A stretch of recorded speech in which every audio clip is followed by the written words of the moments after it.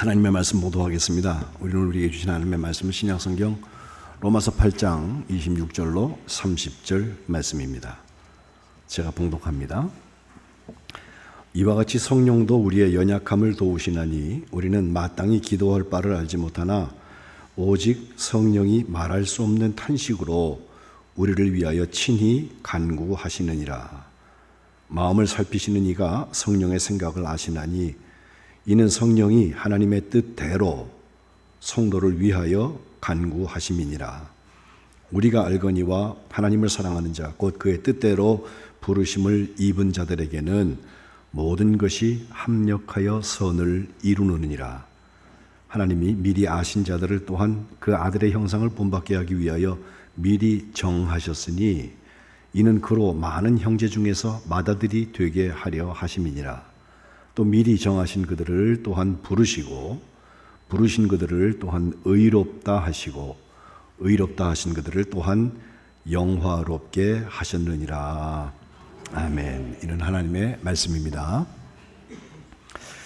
오늘도 예배하신 여러분들 가운데 성령의 내주하시고 우리 안에서 역사하시는 복된 역사들이 있으시기를 축복합니다.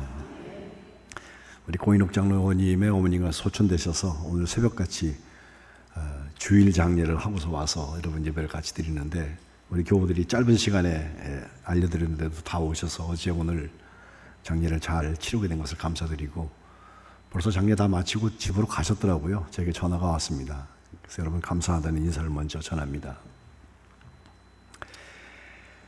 40년 전에 제가 목사 안수를 받을 때 이 기억에서 오늘 말씀을 시작하려 하는데 전도사와 목사의 차이가 뭐냐.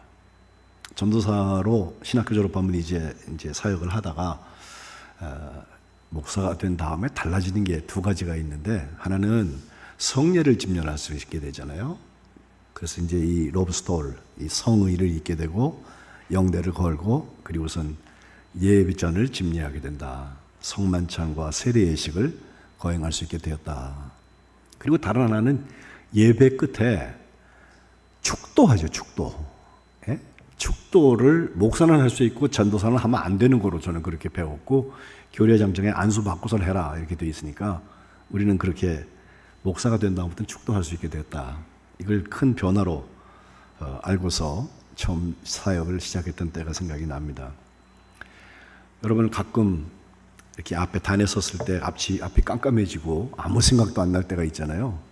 그럴 때를 대비해서 처음 시작되는 그 축도를 써놓고 여기다 싹 붙여놓고 그리고 봐가면서 이제 축도를 했던 기억이 있는데 바로 고린도 후서 맨 마지막 절인 13장 13절 말씀입니다. 여러분 성경 읽는 거니까 같이 한번 해볼까요? 시작. 주 예수 그리스도의 은혜와 하나님의 사랑과 성령의 교통하심이 너희 무리와 함께 있을지어다. 아멘. 이게 성삼위일체 하나님이 나오잖아요. 먼저 예수님부터 나오는데 예수님의 은혜, 그 다음에 하나님 아버지의 사랑, 그리고 성령의 교통하심이라고 했습니다. 은혜와 사랑은 하도 들어서 알겠는데 교통은 과연 뭘까? 이제 원어를 따져보면은 코이노니아라 해서 우리의 성도들 간의 사귐과 같은 그런 성격을 가지고 있는데 통한다는 뜻입니다. 함께 한다는 뜻이고 또 그 함께 있으면서 뭘 하느냐의 문제 아니에요. 예? 함께 나쁜 일을 작당하고 나쁜 일을 하는 게 아니라 함께 성경을 통하여서 하나님께서 우리에게 소원하시는 일들을 감당하는 거, 그게 교통하는 거거든요. 예. 2주 전에 제가 로마서 8장 앞부분을 읽으면서 진리의 성령이 우리 안에 거하셔야 한다. 예. 내주하시는 성령님에 대한 말씀을 나누었는데 주님께서 우리 안에 거하신다고 할 때 성령의 형태로 교통하시면서 우리 가운데 거하시게 될 때 우리에게 일어나는 가장 큰 변화는 내가 더 이상 죄의 종로로 타는 게 아니라 하나님의 아들, 하나님의 딸이 되는, 하나님의 자녀가 되는 것을 알게 되고 깨닫게 된다. 그래서 8장 16절을 보면요. 한번 띄워주실래요?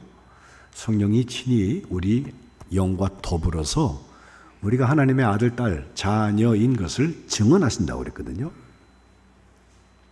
내가 하나님의 아들, 딸이 아니고 죄의 종이 아닌가 아직 이렇게 조금 반신반의 하시는 분들이 계시면 성령께서 내 안에 계신지부터 점검하세요.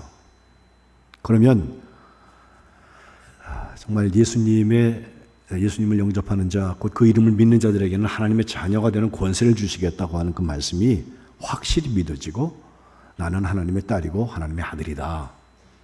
이것을 성령께서 우리 안에서 증언해 주신다는 것입니다. 우리 만안교회에서 예배하시는 여러분들은 다 하나님의 자녀가 되는 권세를 누리시기를 축복합니다. 하나님의 자녀가 되면 그 다음 17절 말씀에 보면요, 자녀이라면 상속자가 된다 했거든요. 근데 그 상속자는 하나님의 상속자고 그 다음부터 함께가 3번 나오는데 그리스도와 함께 상속한 자, 또 그리스도와 함께 영광을 받는 사람, 그리고 그리스도와 함께 고난을 받는 사람이라고 함께 상속, 함께 영광, 함께 고난 3번의 함께가 나옵니다. 어제 오늘 장례를 지내면서도 제가 함께가 얼마나 중요한 것인지를 장례 중에도 잠깐 말씀을 드리는데, 우리가 좋아하는 시편 23편 여호와는 나의 목자시니 해놓고 사망의 음침한 골짜기를 갈지라도 내가 해받음을 두려워하지 않는다. 왜? 하나님께서 나와 함께 하시기 때문에. 그죠?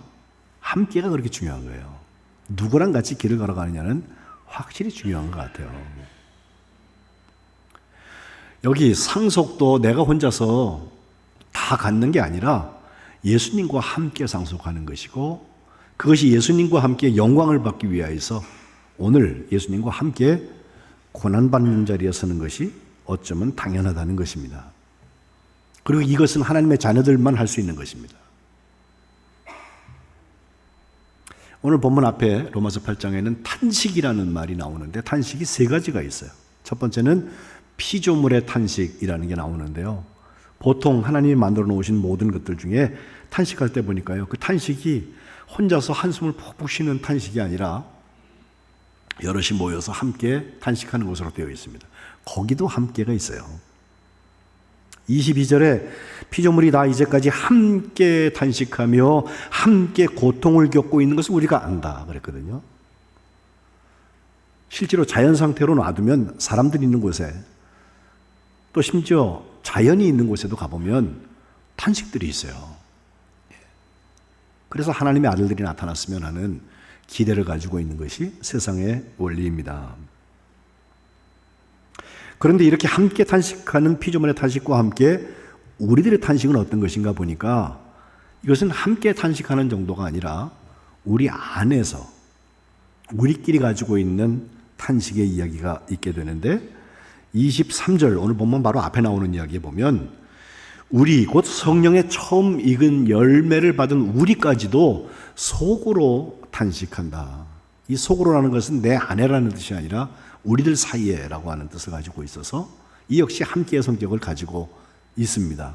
탄식하는 이유는 우리 몸의 속량, 값주고 사는 것을 기다리고 있을 때 우리가 가지고 있는 탄식을 말합니다.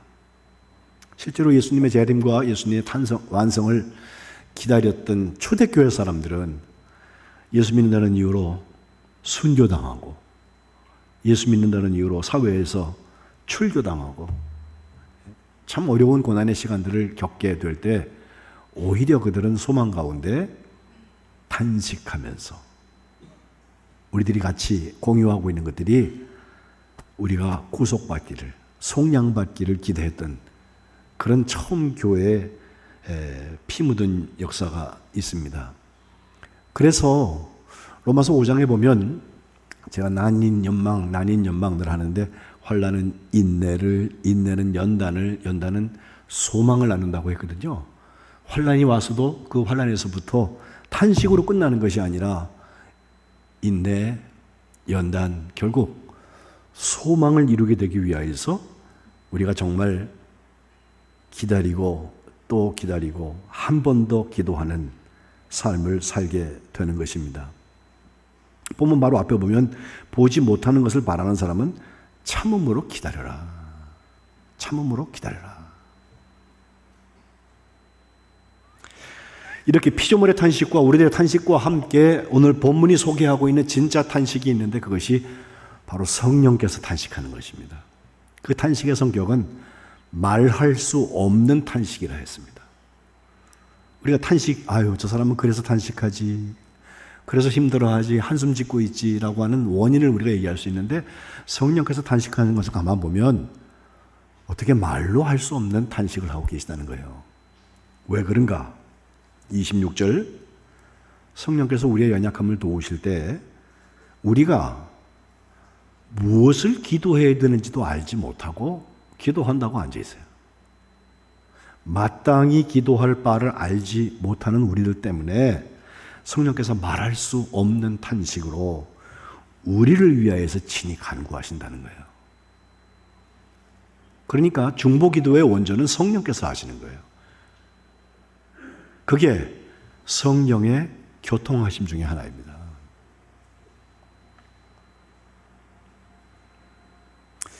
믿음 생활하면서 서로 우리가 상대에 힘들고 어려운 일이 있을 때 그를 위하여서 중보기도하는 참 좋은 습관들이 있어서 제가 에베소서 6장에 있는 말씀을 예배 시작에 읽은 것처럼 모든 기도와 간구를 하되 항상 성령 안에서 기도하고, 성령 안에서 무슨 기도를 할까?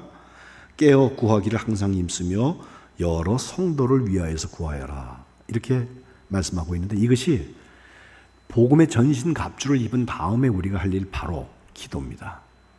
내 그 기도는 내 능력이나 내 꿈을 펼치는 것이 아니라, 내 생각을 관철시키는 것이 아니라 성령 안에서 하는 거예요. 그때 성령께서 그 기도를 교통하게 하시고 그 성령께서 말할 수 없는 탄식으로 그를 위해서 중보하신다는 것입니다. 프랑스의 나폴레옹한테 한 병사의 어머니가 찾아와서 탄원을 합니다. 그 병사 전쟁터에 나갔다가 두려워서 도망갔어요. 잡혀왔어요. 그 뭐 총살감인데 놔뒀더니 한 번 더 도망가요. 두 번째 잡혀왔어요. 이젠 용서의 정이 없습니다. 그래서 그를 처벌하기 직전인데 그 어머니가 나폴레옹한테 찾아와가지고서 우리 아들 좀 살려달라고 눈물 지으면서 얘기하는 거예요. 나폴레옹이 두 번이나 탈영을 했는데 네 아들을 어떻게 살려주냐? 그렇게 하면 군의 기강이 무너져서 안 된다 라고 아주 엄하게 다스리려고 얘기를 하는데 그 어머니가 또 말합니다. 저는 지금 황제 폐하한테 자비를 구하는 것입니다. 제가 공의를 구하는 것이 아닙니다. 옳고 그름을 따지려는 게 아니라 좀 봐달라는 겁니다. 나폴레옹이 또 거절합니다. 한 번도 아니고 두 번씩이나 탈영을 했다면 당신의 아들은 자비를 받을 자격이 없는 사람이야. 그때 어머니가 다시 엎드려서 하는 말, 자격이 없기 때문에 자비를 구하는 것입니다.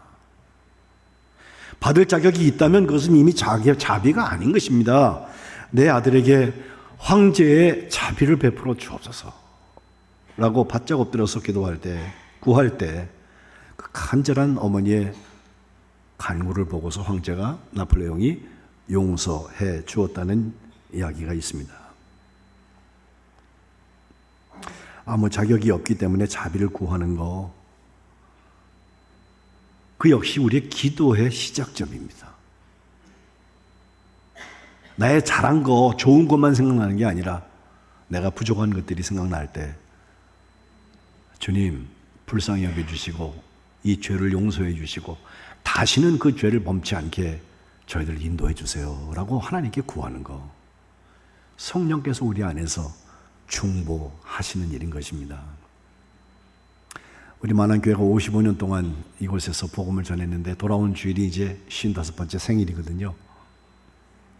앞으로 오는 시간 주님을 만나는 그날까지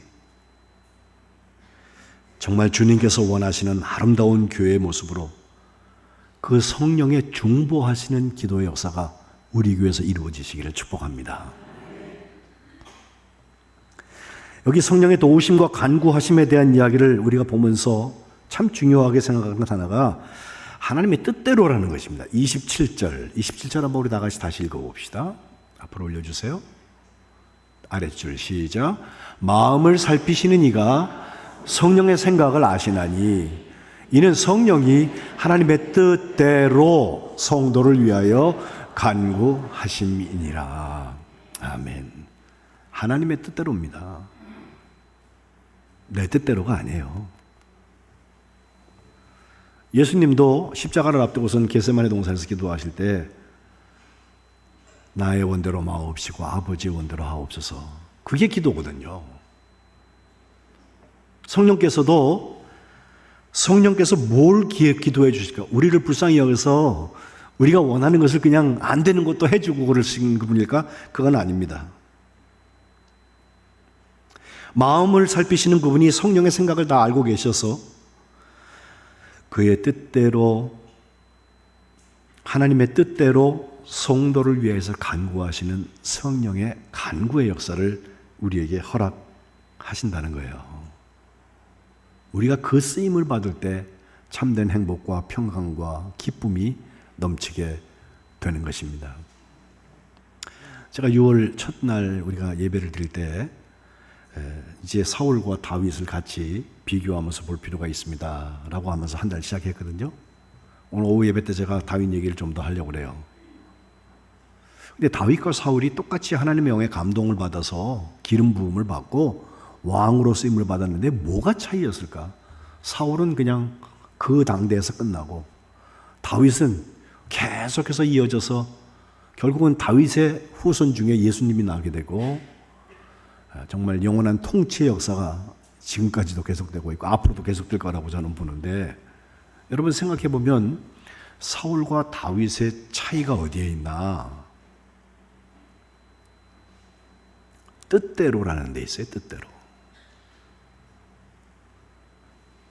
다윗은 어떻게든지 하나님의 뜻대로 하려고 하나님한테 먼저 묻고 하나님이 주신 응답대로 살려고 애를 썼고, 사울은 하나님의 말씀을 들어도 적당히 해요. 적당히. 그러니까 어찌 보면 하나님의 말씀을 순종하는 것 같은데 어찌 보면 아닌 거예요. 그래서 하나님이 제 왕 세운 것을 후회하셨다. 어긋난 일도 경험합니다. 다윗도 잘못을 해요. 근데 다윗은 그때마다 하나님의 뜻대로 구하기 위해서 달려 돌아와서 하나님 잘못했다고 용서를 구하고 다시는 그 죄를 범치 않는 삶을 시작을 하는데, 사울은 변명하기 시작합니다. 그건 그래서 그랬고 저건 저래서 그랬고, 심지어 없는 이야기를 지어가면서까지 자기 변명을 하는 거예요. 그건 자비를 구하는 사람의 태도가 아니죠.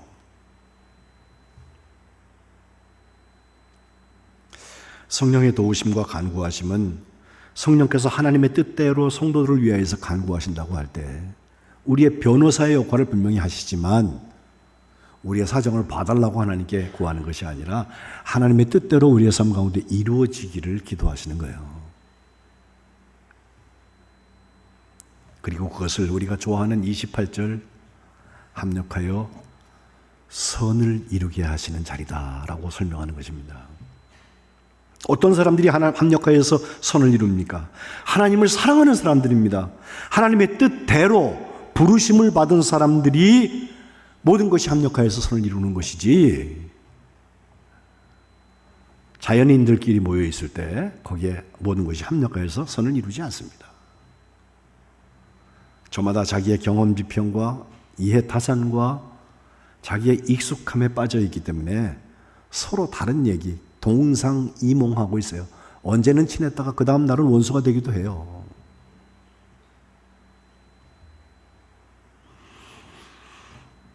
사랑의 수고를 이루는 교회, 올해 우리가 기도하고 있는데, 하나님을 사랑하는 사람, 하나님의 뜻대로 부르심을 받은 사람들이 우리 교회에 점점 지경을 넓혀가서 우리 만안교회 모든 교우들의 삶 가운데 합력하여 선을 이루는 역사가 있으시기를 축복합니다. 이것을 다른 5가지 단계로 설명하는 부분이 이제 마지막 부분 29절부터 나오죠. 바로 먼저 하나님께서 아셨다.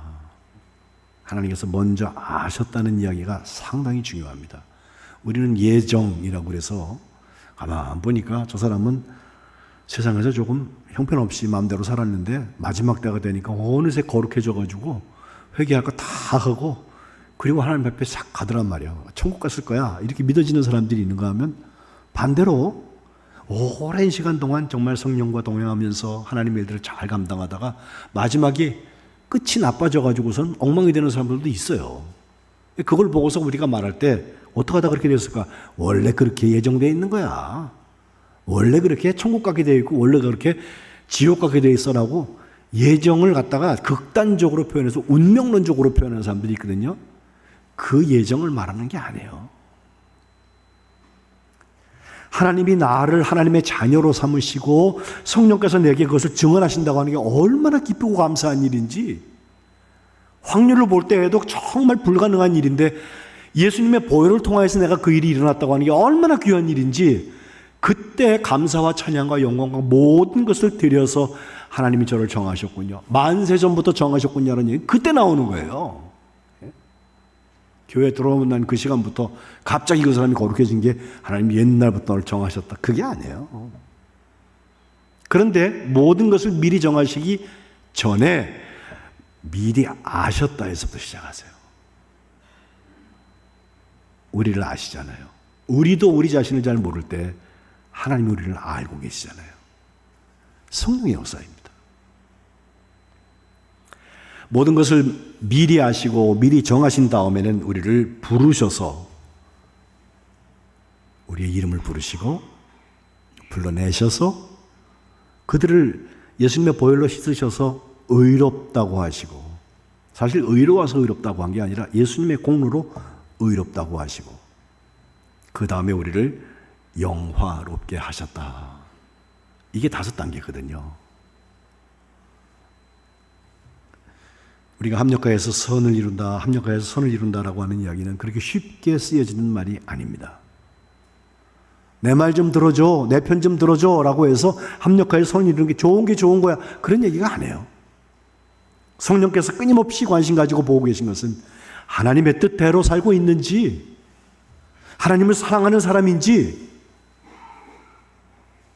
그들이 합력하여서 선을 이루는 것, 우리 안에 계신 성령께서 하시는 일인 것입니다. 우리 만안교회가 모여지고 흩어지잖아요. 흩어지면 댁에 가서도, 일터에 가서도 만나는 사람들과 함께 이 일을 감당하는 거예요. 합력하여서 선을 이루게 하신다는 것입니다. 저는 이 합력하여서 선을 이루고 정말 이 성령의 열매를 맺어가는 그 사람들의 이야기 중에서 한번 여러분에게 말씀드리는지도 몰라요. 그 아주 짧은 이야기인데, 쉐릴 스튜어트라는 분의 외할아버지 얘기를 기억을 하고 있어요. 참 알맞는 얘기 같아. 예? 그게 가족을 위하여서 가족들에게 읽어주고 싶은 이야기라고 하는 책에 나오는 짧은 이야기인데요. 에피소드입니다. 지금부터 한 100년쯤 전에 미국에 큰 공황이 왔어요. 지금 뭐 세상이 AI 혁명 이후에 큰 변화들이 일어날 것 같아요. 그래서 위기냐 아니냐 가지고서 한국에서 지금 말이 많아요. 근데 위기는 어떻게 보면 기회이기도 하거든요. 그런데 그때 시카고에 대공황이 왔을 때 이 할아버지가 교회를 열심히 다니는 분이라서 교회에서 이제 봉사를 하는데, 한번 캠페인을 교회가 하기를 우리 집에 안 쓰는 옷들 있지 않습니까? 그거 다 모아가지고서 선교지에 좀 보냅시다 했더니 교우들이 많이 와서 그걸 이제 소포로 이렇게 싸는 작업을 하게 되었어요. 이제 그 할아버지 원래 직업이 목수인데 와서 그걸 잘 도와서 잘 포장을 해가지고서 우체국에 가서 붙이고, 그리고 집에 들어왔는데 뭐가 허전해서 보니까 늘 쓰고 다니는 안경을 여기 주머니에다 넣어놓고 다니는데 이게 없는 거예요. 그래서 오늘 하루 종일 내가 있었던 것을 다 또 돌아다니면서 보고 찾아보고 또 그 다음 날까지 찾는데 없어요. 그래서 가만히 생각해 보니까 혹시 그 소포에 떨어뜨려갖고 거기에 같이 간 거 아니야? 이런 생각이 드는 거예요. 근데 그 안경이 꽤 비싼 거고 공황 때 힘들고 어려워 죽겠는데, 아니 나도 잘 봐보고 살아야 될 거 아니에요. 근데 이게 거기 갔다고 하는 게 얼마나 마음이 아팠던지 하나님 앞에 그가 이렇게 말합니다. 아니 다른 것도 아니고 교회에서 주의 일한다고 그 일을 하다가 내 안경을 잃어버렸으니 어떡하면 좋아요, 하나님? 도대체 이게 뭡니까? 라고 속상해서 투덜거렸는데, 그리고선 시간이 지나서 몇 달이 지난 다음에 그 옷이 간 곳이 중국이었는데, 중국에 선교하던 그 선교사님이 오셔서 그 교회에서 간증을 하는데, 간증 첫 마디가 그거예요. 여러분, 우리에게 보내주신 옷 참 잘 받았습니다.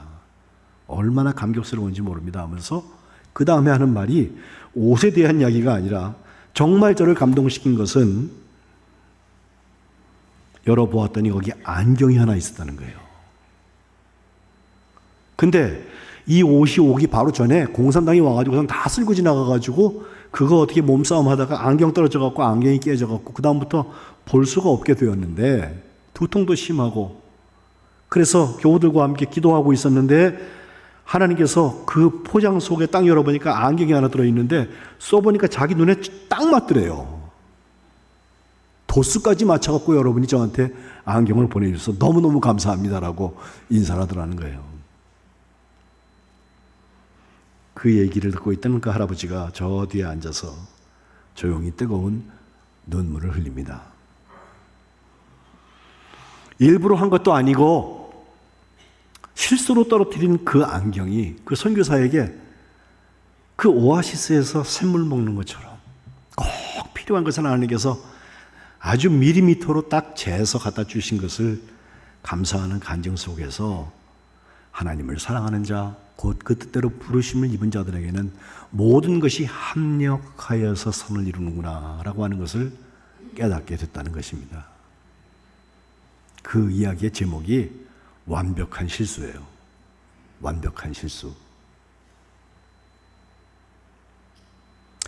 저는 하나님께서 우리를 아셔서 이 교회의 지체가 되게 하시고 함께 믿음 생활하게 하셨으니 이제 미리 정하신 일들, 그리고 우리를 부르신 것들, 그리고 우리를 의롭다고 하시고 우리에게 영화스러운 일들을 준비하신 것들,